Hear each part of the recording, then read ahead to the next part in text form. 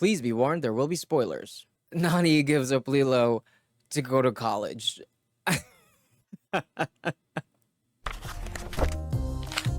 Listen, this live-action adaptation might seem fun and lively on the surface, but there were so many choices made here that if you think about them and you think about their implications, are so grim and soulless. That's a huge, heavy thing to say about a children's movie, so let's get into it. Lilo and Stitch, the live-action remake. I'm not the biggest fan of the Disney live-action remakes. I can appreciate them and enjoy some of them as fun ways to revisit my favorite childhood stories, but ultimately I don't think they have a lot of value. And personally, I think we'd be better off spending all that time, effort, and all of that money into new original stories. That said, Lilo and Stitch was one of my favorite films when I was younger. It's a heartwarming story about two sisters desperately trying to keep their family together despite all of life's tragedies, with a cute, tiny alien involved. I can vividly recall the summer that I discovered this movie and rewatched it almost every day. It had such a unique tone and feel to it, Stitch was incredibly cute, and the movie had a lot of heart. Let's note these three things because I'm definitely going back to each one of them later. But yeah, the original's an amazing film, and I was curious to see where they were going with it when they announced they were going to do a live-action remake. And well... Sadly, this remake has all of the bad things we've come to associate and expect from all of these modern live-action remakes. It checks all of the boxes. It's uglier, it's corporate, it's sterilized. There is one thing about this that truly shocked me. It's Nani giving up Lilo for adoption. And just saying it out loud seems so insane. There's a lot about that I want to discuss because I hate it, but there is nuance to that and there are aspects about it that I did appreciate, so it has its own section. There's a lot of bad here, but you know, for now, to be fair and to be honest, let's talk about the things that I did enjoy and appreciate in this one.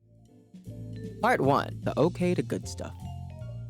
Despite some changes here and there and gone to the main antagonist in the original animated film being cut, the premise at its core remains mostly the same. Nani is struggling to prove to the government that she's a fit guardian for her little sister Lilo, and things get even more complicated when Stitch, an alien experiment from outer space, stumbles into their lives as Lilo's new friend. Hilarity ensues. This movie did a really good job translating Stitch into 3D live action. He's full of personality, he's adorable. I walked away thinking that they really put in the care and the effort to get him right, both in terms of his looks and in terms of his character traits. Remember those things that I said earlier? Yeah, number 2, Stitch is really cute. Yeah, they got that right. Stitch is really cute in this one. This movie's also fun. It is, however, paced like a TikTok, especially in the first act. Things are so fast, so many cuts, which I guess they did to keep children's attention spans. And on the surface, this movie is charming, with an asterisk, and we'll get back to that in a bit. I've also seen a few critics say that this movie is full of heart, and on some level, but not entirely, I can agree. The love the characters have for each other comes through, and the movie does a good job at making you like them and feel for them. That said, it's hard to praise the good things out of this movie, because really,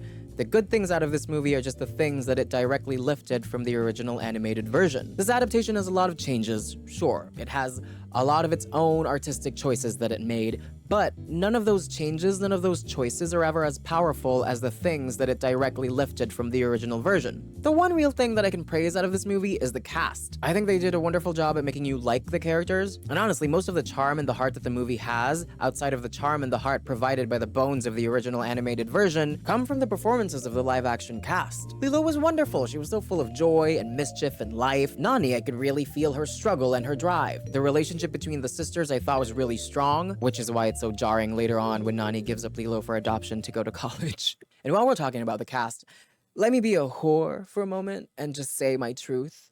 David is really cute. When he appeared on screen for the first time, I thought, for one moment, I thought, maybe Disney is right. Maybe live-action adaptations are great. Maybe I judge Disney too harshly. Getting back into it, cast is great. Now the thing is, and this is where the asterisk and the charm really comes in, I said earlier that the movie has charm, and I said that the movie is fun, and that this movie has some heart. The problem is, what I kept thinking while watching it in the theaters was, you know what has more charm? And you know what is more fun? And you know what has more heart? The original Lilo and Stitch. Every good little thing that this movie has, save for the cast, the original animated version already has so much of. This remake is nothing compared to the original. It's no way better than the original, and it's not even close to being as good. So, what now? Remember that thing that you love? Yeah, that thing that you love. Do you want to have it, but in a way that's worse?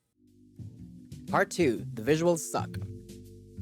The movie looks terrible. I know I said Stitch looks cute, but really that's the only praise I can give this movie concerning its visuals. It has the color palette of a daytime TV ad for cement. Going back to my list of 3 things, the unique tone and feel of the original. That cartoon had such interesting art direction, it had beautiful colors and stunning animation, the visuals were so captivating, and well, all of that is gone. Completely leveled out. Just compare the opening of the animated version, with the music and with a dance recital, the way it's animated, the way it's shown on screen, and compare that to how that exact sequence is pulled off in the live-action version. When that was happening, I was so gutted, because that opening dance recital is one of my favorite sequences from the original movie, and when I saw that in the live-action version, I just thought, wow, they really sucked the life out of this, didn't they? Remember that thing that you love? You know, with the incredible visuals?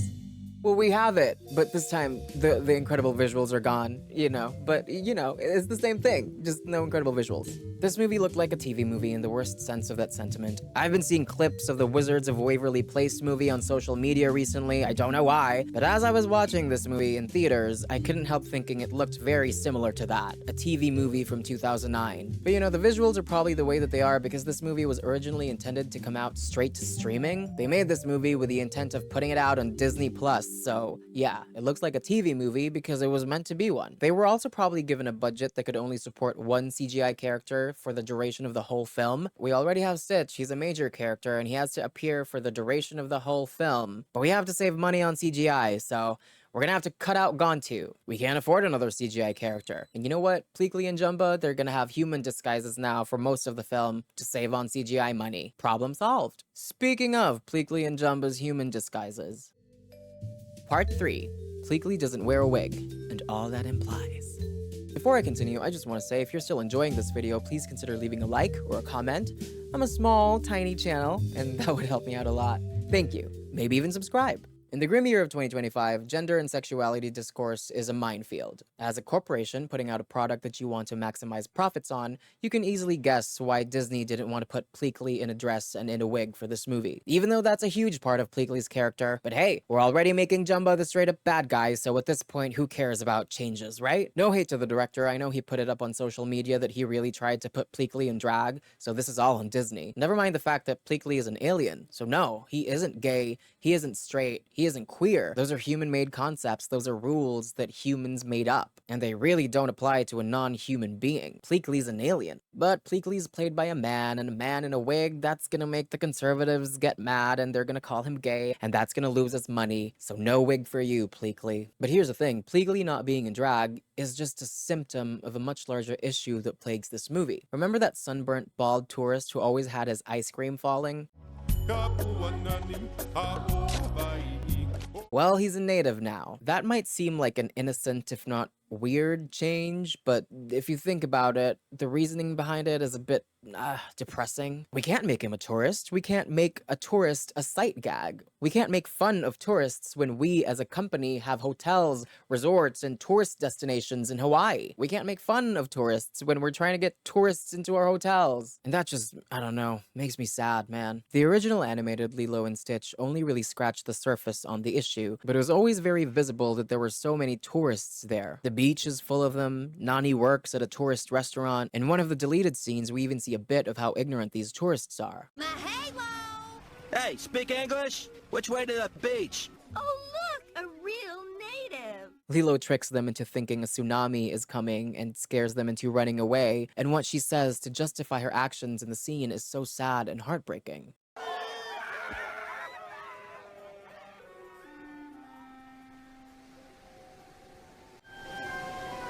If you lived here, you'd understand. The themes of the negative impacts of capitalism and colonialism were subtle in the original animated movie, but they were present. In this live-action one, they're cut entirely. Again, we can't make fun of tourists when we want to sell our hotels to them. Part 4. Nani gives up Lilo. Aloha Oe, which translates to Farewell to Thee, is a song written by Queen Liliuokalani, the last sovereign monarch of Hawaii. It's a song that's become a cultural symbol for Hawaii after their forced annexation into the United States. It's literally a farewell song that's been used to say goodbye to a country as it's taken away by the United States government. Nani singing this song to potentially say goodbye to her sister as she's about to be taken away also by the United States government is such a powerful, heartbreaking, almost radical moment, an indigenous family saying goodbye as the United States government rips them apart. This moment exists in the live-action version, but it's so dull, and most of its impact is dampened by the fact that Nani gives up Lilo. What kind of a stupid, irresponsible story choice is that? Nani giving up Lilo. Just in terms of optics alone, you have to give up your sister to the government to pay the hospital bills. It's the only way. Let the government save your sister, Nani. Give her up. Give her up to the foster system. Let the government save your sister. Why, as people behind the scenes making this movie, would you make a situation where characters do that, where they have to do that? Who made this story choice and why? It wasn't in the original. And don't tell me it's to make the story more realistic either, because this movie literally has fucking aliens, extraterrestrials. Back to my list. The original movie had a lot of heart, and a huge part of that is because the story choices made there depicted Nani as someone who was relentlessly fighting, doing everything to keep her sister with her. Why the fuck would you write the live action version in a way that makes Nani have to give up her sister for adoption? Where's the heart in that? What the fuck?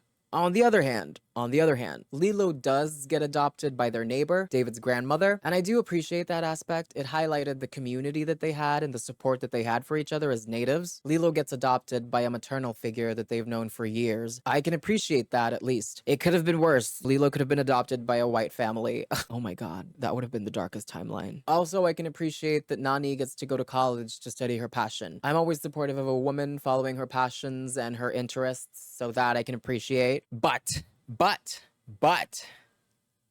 why? Why did this story choice have to happen? Who made this choice and why? Nani gives up Lilo to the United States foster care system to go to college is so ridiculously antithetical to the themes of the original movie, and it's so out of character for the original animated Nani, regardless of how this movie pulls it off. Why?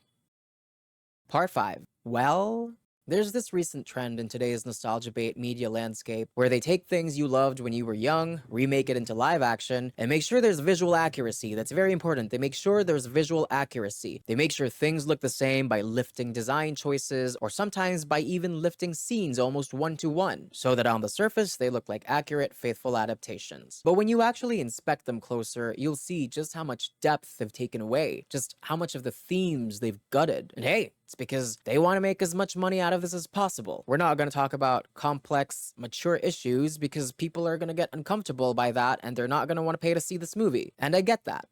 Movies have always been products, but at least back then, even though they were products, at least they still had something to say. That's it for me. I'm out.